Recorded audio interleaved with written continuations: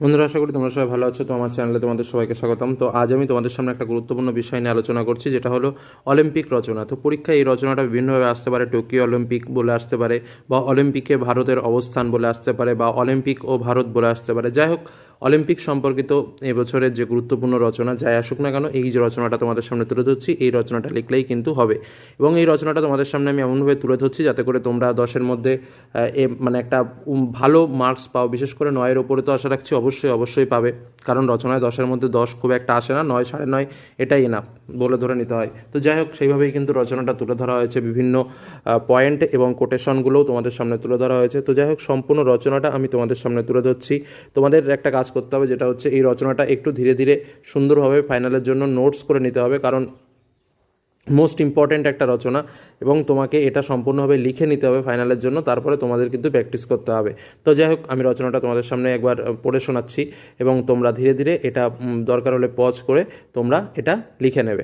তো যাই হোক, তো প্রথমে অলিম্পিক রচনা বলে তলে দাগ দিয়ে নিলে, এবার ভূমিকা বলে পয়েন্ট করলে, এবার লিখবে হোক খেলা, এ খেলায় যোগ দিতে হবে, আনন্দ কল্লোলাকুল নিখিলের সনে, সব ছেড়ে মৌনী হয়ে কোথা বসে রবে আপনার অন্তরের অন্ধকার কোণে। রবীন্দ্রনাথের সোনার তরী কাব্যগ্রন্থের খেলার কবিতা থেকে নেওয়া হয়েছে কোটেশনটা, খুব দারুণ একটা কবিতা। যাই হোক, তারপরে লিখবে বিশ্বের বৃহত্তম ক্রীড়াযোগ্য অলিম্পিক, পুরো দুনিয়াকে প্রাণের জোয়ারে মাতিয়ে দিতেই অলিম্পিক মহোৎসবের আয়োজন হয়। প্রতি 4 বছর অন্তর আয়োজিত হয় এই ক্রীড়া প্রতিযোগিতার আসর। আয়োজক দেশ মহা ধুমধামে বিশ্বের সকল দেশকে একই মেলবন্ধনে গ্রথিত করার ব্রত নেয়। প্রতিদ্বন্দ্বিতা নয়, অংশগ্রহণই বড় কথা, এই মূলনীতি অবলম্বন করে আয়োজন করা হয় অলিম্পিক ক্রীড়া আসরের। আর সে আসরের উন্মাদনায় ভাষার অপেক্ষায় থাকে গোটা বিশ্ব। পরের পয়েন্ট লিখবে অলিম্পিক ইতিহাস। রেকর্ড বুক অনুযায়ী 776 খ্রিস্টপূর্বাব্দে প্রাচীন গ্রীসে অলিম্পিক চালু ছিল। প্রতি 4 বছর অন্তর অলিম্পিয়া নগরীতে বসত ক্রীড়া প্রতিযোগিতার আসর। 394 খ্রিস্টাব্দে সম্রাট প্রথম থিওডোসিয়াসের গ্রীষ্মের প্রাচীন এ অলিম্পিকের সমাপ্তি টানে। 1896 সালে এথেন্সে পিয়েরে দ্য কুবার্তার উদ্যোগে সূচনা হয় আধুনিক অলিম্পিকের। 43টি প্রতিযোগিতায় অংশ নেয় 14 দেশের 245 ক্রীড়াবিদ, কিন্তু বাদ পড়ল নারীরা। 1900 সালে প্যারিসে অনুষ্ঠিত অলিম্পিকে 75টি প্রতিযোগিতার মধ্যে কেবল লং টেনিস আর গল্ফে অংশগ্রহণের অনুমতি পেল 11 জন নারী। এভাবে প্রতি 4 বছর পর বিশ্বের এক এক দেশ আয়োজন করে অলিম্পিকের জমকালো আসরের। দুটি বিশ্বযুদ্ধের কারণে 1916, 1940 ও 1944 সালে অলিম্পিক অনুষ্ঠিত হয়নি। সর্বশেষ অলিম্পিক অনুষ্ঠিত হয় 2021 সালের টোকিও শহরে। এতে 306টি ইভেন্টে 10,500 জনেরও বেশি ক্রীড়াবিদ অংশগ্রহণ করে। সকল ভেদাভেদ আর অন্যায়ের ঊর্ধ্বে ভ্রাতৃত্ববোধের আদর্শে যোগদানের উদ্দেশ্যেই বিশ্ববাসীর দরবারে অবদান রেখে যাচ্ছে পিয়েরে দ্য কুবার্তার অলিম্পিক। পরের পয়েন্ট তোমরা লিখবে আন্তর্জাতিক সম্প্রতি স্থাপনে অলিম্পিক। প্রাচীনকাল থেকেই খেলাধুলা আন্তর্জাতিক সম্পর্ক স্থাপনের অন্যতম একটি মাধ্যম হিসেবে ব্যবহার হয়ে আসছে। অন্তর্রাষ্ট্রীয় বিভিন্ন প্রতিযোগিতা বিভিন্ন জাতির মধ্যে সুন্দর সম্পর্ক স্থাপন করতে সাহায্য করে। খেলাধুলা আন্তর্জাতিকভাবে স্বীকৃত একটি মাধ্যম, ফলে এর সাহায্যে আন্তর্জাতিক সম্প্রীতি ও ভ্রাতৃত্ব অর্জিত হয়। এক দেশ অন্য দেশে যায় বিভিন্ন ধরনের খেলাধুলার প্রতিযোগিতায় অংশ নিতে, ফলে এক দেশের সাথে অন্য দেশের পারস্পরিক ভাবের আদান প্রদানের পাশাপাশি তাদের মধ্যকার কূটনৈতিক সম্পর্কও আরও জোরদার হয়। পারস্পরিক দ্বন্দ্ব ঝগড়া ভুলে গিয়ে তারা এক মৈত্রীর সম্পর্কে জড়িয়ে পড়ে। তাই আন্তর্জাতিক সেতুবন্ধনে অলিম্পিকের ভূমিকা অনেক বেশি। পরের পয়েন্ট অলিম্পিক আনুষ্ঠানিকতা। জমজমাট আনুষ্ঠানিকতার মধ্য দিয়েই অনুষ্ঠিত হয় অলিম্পিক। প্রতিটি আয়োজক দেশ তাদের শক্তি ও প্রযুক্তির উৎকর্ষই তুলে ধরতে চায় এই অনুষ্ঠানের মাধ্যমে। বিশ্ববাসীর দরবারে নিজেদের শ্রেষ্ঠত্ব প্রমাণেরই এ আয়োজনের লক্ষ্য। প্রতিটি দেশ নিজেদের মতো করে অনুষ্ঠানের আয়োজন করলেও কিছু আনুষ্ঠানিকতা আধুনিক অলিম্পিকের সূচনালগ্ন থেকে অনুষ্ঠিত হয়ে আসছে, যেমন পায়রা ওড়ানো, অগ্নিশিখা ও মশাল জ্বালানো, পতাকা উত্তোলনের সাথে অলিম্পিক সঙ্গীত পরিবেশন ও অলিম্পিক শপথ গ্রহণ। অলিম্পিকের অনুষ্ঠানস্থলে বিশালাকার মশালটি জ্বালানোর পর শান্তির চিহ্ন হিসেবে মুক্ত করা হয় পায়রা, বাজানো হয় অলিম্পিক সঙ্গীত, নেওয়া হয় অলিম্পিকের শপথ। পরের পয়েন্ট বিশ্ব মৈত্রী সৃষ্টিতে অলিম্পিক। বিশ্বের এই বৃহত্তম ক্রীড়াযজ্ঞের মাধ্যমে বিশ্ব ভ্রাতৃত্ব সৃষ্টির আহ্বান জানানো হয়। অলিম্পিকের আদর্শে উদ্বুদ্ধ হয়ে বিশ্বের সকল প্রাণ একই প্রাণ স্পন্দনে মেতে ওঠে। অলিম্পিক পতাকার মধ্যে যে 5টি বৃত্ত রয়েছে তা আফ্রিকা, 2 আমেরিকা, এশিয়া, অস্ট্রেলিয়া আর ইউরোপ এ 5টি মহাদেশকে নির্দেশ করে। যদিও নির্দিষ্ট মহাদেশের জন্য কোনো বৃত্ত নির্ধারণ করা হয়নি, সামগ্রিকভাবে 5টি বৃত্ত বলে দেয় অলিম্পিক গেম হচ্ছে সার্বজনীন এবং বৈশ্বিক। সমগ্র বিশ্বের খেলোয়াড়দের এক মিলন মেলা। এ পতাকায় 6টি রং কালো, নীল, সবুজ, লাল, হলুদ ও সাদা। 6টি রং যথা কালো, নীল, সবুজ, লাল, হলুদ ও সাদা একই অভিব্যক্তি প্রকাশ করে, অর্থাৎ অলিম্পিকের সর্বজনীনতা ও বৈশ্বিকতায় প্রকাশ করে। কেননা সারা বিশ্বের প্রত্যেকটি দেশের পতাকায় 6টি রং কোনো না কোনোভাবে আছে। বিশ্বমৈত্রীবোধে উদ্বুদ্ধ হয়ে পিয়েরে দা কুবার্তায় 1912 সালের অলিম্পিকের পর এই পতাকার নকশা তৈরি করেন। আর এই অলিম্পিকেই প্রথম 5 মহাদেশের খেলোয়াড়রা অংশ নিয়েছিল। খেলার জগতে এটাই একমাত্র আয়োজন যেখানে বিশ্বের সকল ক্রীড়ামোদীর জন্য দ্বার উন্মুক্ত থাকে। পরের পয়েন্ট লিখবে, অলিম্পিক মানে সুস্থ বিনোদন। খেলার জগৎ মানুষের শরীর মন গঠনের অন্যতম উৎস।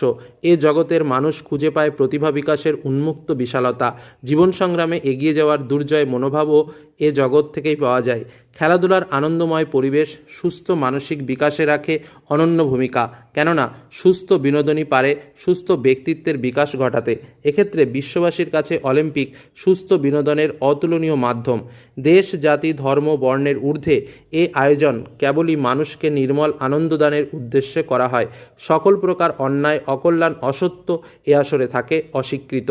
বিশ্বের সবাই একই স্বপ্ন, একই বন্ধুত্বের হাত ধরে এ আয়োজনের অংশীদার হয়। খেলাধুলার মাধ্যমে বিশ্ববাসীকে মৈত্রী ও মনুষ্যত্বের দুর্লভ ঐশ্বর্যদানী অলিম্পিকের মূল উৎস। পরের পয়েন্ট লিখবে, অলিম্পিক আয়োজনের গুরুত্ব। একই স্বপ্নমন্ত্রে উদ্দীপ্ত ও একাত্ম হওয়ার দুর্লভ সুযোগ বিশ্ববাসীর একমাত্র অলিম্পিকের মধ্যেই পাওয়া যায়। বিশ্বের অগণিত মানুষের আশা আকাঙ্ক্ষা, সংগ্রামী চেতনা, আদর্শবাদ, সংস্কৃতির সাথে একই সময়ে পরিচিত হওয়ার সুযোগও এই বৃহত্তম ক্রীড়া আসরে পাওয়া যায়। দলীয় নয়, বরং ব্যক্তি নিজস্ব অর্জনের ওপরেই বেশি জোর দেয় অলিম্পিক। তাই বিশ্ববাসীর কাঁধে কাঁধ মিলিয়ে নিজের শ্রেষ্ঠত্ব প্রমাণের ক্ষেত্রে এ আয়োজনের গুরুত্ব অপরিসীম।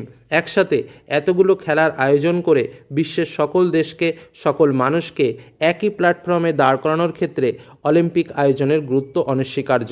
বিশ্বের এ বৃহত্তম ক্রীড়া আয়োজনের মাধ্যমে বিশ্ব মানবতার যে আহ্বান জানানো হয় তার আবেদন সর্বকালের সেরা আবেদন। পরের পয়েন্ট, পদকের বিচারে সেরা দেশ। এখানে টোকিও অলিম্পিকে কথাটা লিখে দেবে, টোকিও অলিম্পিকে পদকের বিচারে সেরা দেশ। ঠিক আছে, এবার যেটা লিখবে, শেষ পর্যন্ত 39টি সোনা, 41টি রূপো ও 33টি ব্রোঞ্জ জিতে মোট 113টি পদক জিতে তালিকার শীর্ষস্থান দখল করে মার্কিন যুক্তরাষ্ট্র।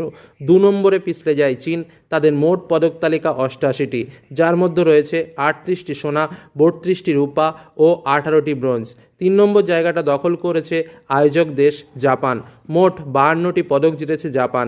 27টি সোনার সঙ্গে 32টি রূপা ও 17টি ব্রোঞ্জ জিতেছে জাপান। 4 নম্বরে রয়েছে গ্রেট ব্রিটেন, 22টি সোনা, 21টি রূপো ও 22টি ব্রোঞ্জ মিলিয়ে মোট 65টি পদক জিতেছে গ্রেট ব্রিটেন। ভারত এই তালিকায় 48তম অবস্থানে বিরাজমান। পরের পয়েন্ট, ইতিহাসে ভারতীয় দল। কোটেশন লিখবে, আমরা প্রতি মুহূর্তে হারছি তো হারছি, প্রতিবার জেতার নেশায় আবারও খেলছি। আসলে খেলার নেশাটা হয়তো এমনই, খেলতে খেলতে হারতে হারতে হয়তো একদিন জিতবো। কোটেশনটা লিখলাম, লেখার পরে এবার লিখব, টোকিও অলিম্পিকের সেমিফাইনালে মোকাবেলায় হেরে যাওয়া বজরং পুনিয়া দেশকে ব্রোঞ্জ পদক এনে দিতে সক্ষম হয়েছেন। তারপরই রচিত হয়েছে সেই ইতিহাস, ট্র্যাক অ্যান্ড ফিল্ডের ইতিহাস। স্বাধীন ভারতে প্রথম কোনো ভারতীয় পদক জিতলেন ট্র্যাক অ্যান্ড ফিল্ডে। জ্যাভেলিন থ্রোতে স্বর্ণপদক জিতে ইতিহাস তৈরি করলেন নীরজ চোপড়া। অলিম্পিকের ইতিহাসে ভারতের শ্রেষ্ঠ ফল, আর এবারের পদকের তালিকাতেও ভারতীয় দল অলিম্পিকে এ যাবৎকালে সর্বশ্রেষ্ঠ প্রদর্শন করে টোকিও অলিম্পিকে স্বর্ণাক্ষরে লিখে নেবে নিজেদের খাতায়। ভারত এখনও পর্যন্ত 7টি পদক হাসিল করেছে। এটাই ভারতীয় দলের অলিম্পিকের ইতিহাসের সর্বশ্রেষ্ঠ প্রদর্শন। এর আগে লন্ডন অলিম্পিকে ভারতীয় দল জিতেছিল 6টি পদক। 2012 সালের সেই অলিম্পিক এখনও পর্যন্ত ভারতের সেরা পারফরমেন্স বলে চিহ্নিত ছিল। টোকিও অলিম্পিক তাকেও ছাপিয়ে গেল। পরের পয়েন্ট, কারা কারা কী কী পদক পেলেন। নীরজ চোপড়া জ্যাভলিনে সোনা পেলেন। এছাড়া 2টো রূপোর পদক এসেছে ভারোত্তোলনে মীরাবাই চানু এবং কুস্তিগির রবি দাহিয়ার হাত ধরে। 4টি ব্রোঞ্জ এসেছে। একটি ভারতীয় পুরুষ হকি দল জার্মানিকে হারিয়ে 3য় স্থান অর্জন করে। হকি দলের 41 বছর পর ফের পদক নিয়ে এসেছে। অন্যদিকে বাকি 3টি ব্রোঞ্জ পদক পান ব্যাডমিন্টনে পিভি সিন্ধু, বক্সিংয়ে লাভলিনা বোরগোহাই এবং কুস্তিতে বজরং পুনিয়া। পরের পয়েন্ট, লন্ডনকে ছাপিয়ে গেল টোকিও। 27 বছর বয়সী বজরং পুনিয়া অবশ্য সোনা জিতবেন আশা নিয়েই টোকিওতে পা রেখেছিলেন। তিনি শেষ দিন ব্রোঞ্জ এবং নীরজ চোপড়া সোনা জেতার পর ভারত লন্ডন অলিম্পিকের শ্রেষ্ঠ প্রদর্শনকে ছাপিয়ে গিয়েছে। কুস্তিতে লন্ডনের সাফল্যকে ফের ছুঁল ভারত। অলিম্পিককে কুস্তিতে বজরং পুনিয়া পদক জয়ের পর লন্ডন অলিম্পিকে ভারতীয় দলের কুস্তির প্রদর্শনের সমান সমান হয়ে গেল। এর আগে সুশীল কুমার এবং যোগেশ্বর দত্ত 2022 সালে লন্ডন অলিম্পিকে রূপো এবং ব্রোঞ্জ পদক জিতেছিল। এবারও ভারতের একটি রূপো ও একটি ব্রোঞ্জ পদক জিতে লন্ডন অলিম্পিককে ছুঁয়ে ফেলল। শুক্রবার সেমিফাইনালে বজরং আজারবাইজানের হাজি এলিয়েভের কাছে হেরে রূপো কিংবা সোনা জেতার সম্ভাবনা শেষ হয়ে গিয়েছিল।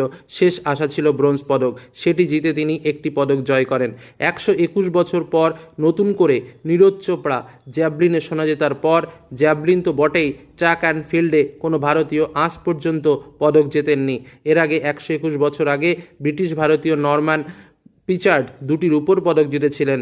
স্বাধীনতার পর ট্র্যাক অ্যান্ড ফিল্ডে এই প্রথম ভারতীয় কোনো দল জিতল।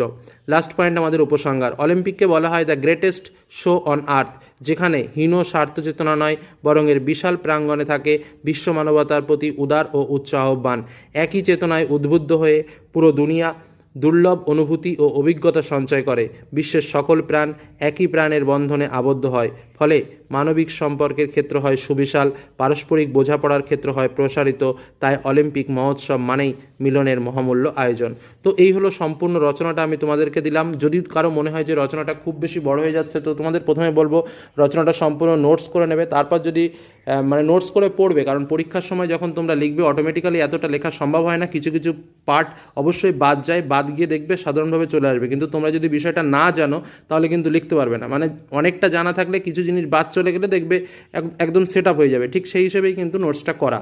একটু বড় হলেও তোমরা লিখলে কিন্তু অটোমেটিক ছোট হয়ে যাবে, কারণ পুরো নোটসটা তো পরীক্ষার হলে নামানো সম্ভব নয় বা তোমরা মনেও রাখতে পারবে না। সেজন্যই কিন্তু সাইজে একটু বড় করা হয়েছে, যাতে তোমাদেরকে সুবিধা হয়। তো যাই হোক, সম্পূর্ণ রচনাটা তোমাদেরকে রেডি করে দিলাম, তোমরা এটা ফাইনালের জন্য প্রিপারেশন নাও। তো আজকের মতো আলোচনা এখানে শেষ করছি। ধন্যবাদ।